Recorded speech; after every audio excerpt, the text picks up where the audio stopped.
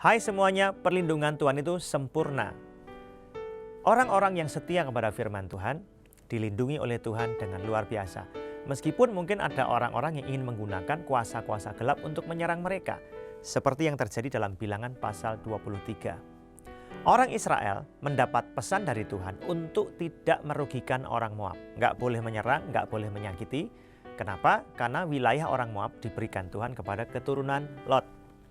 Sedangkan yang dijanjikan Tuhan untuk dimiliki orang Israel adalah tanah Kanaan. Orang Israel taat pada perintah Tuhan dan Tuhan melindungi mereka dengan sempurna. Mereka tidak berbuat salah kepada orang Moab. Tetapi Raja Moab yang bernama Balak pada waktu itu, karena ketakutan dalam hatinya sendiri, dia nggak bisa serang orang Israel.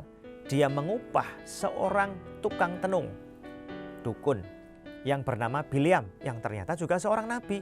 Aneh bukan? Nah, saudara, Balak ini membayar mahal Bileam untuk menenung orang-orang Israel. Pakai kuasa-kuasa gelap agar orang Israel hancur.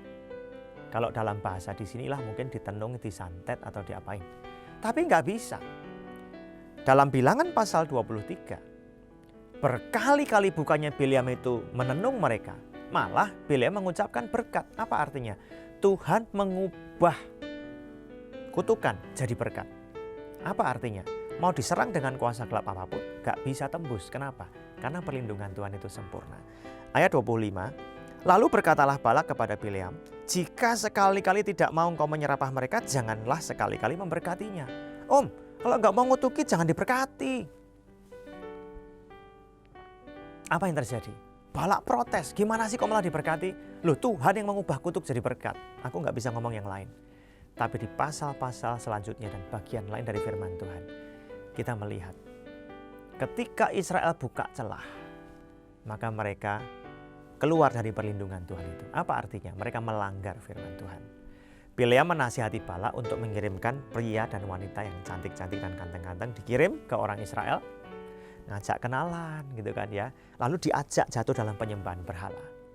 Nah, mereka dihajar sendiri oleh Tuhan, didisiplin sendiri oleh Tuhan. Saudara, jangan buka celah. Ada yang berkata begini ya suatu hari, cinta ditolak, dukun bertindak. Ada seorang menolak cintanya orang lain. Orang yang ditolak tersakiti, terus ini ditenung. Saudara, orang percaya kalau menolak cintanya orang, ya jangan kasar, jangan menghina, jangan menyakiti orang itu. Pendek kata, jangan buka celah lah.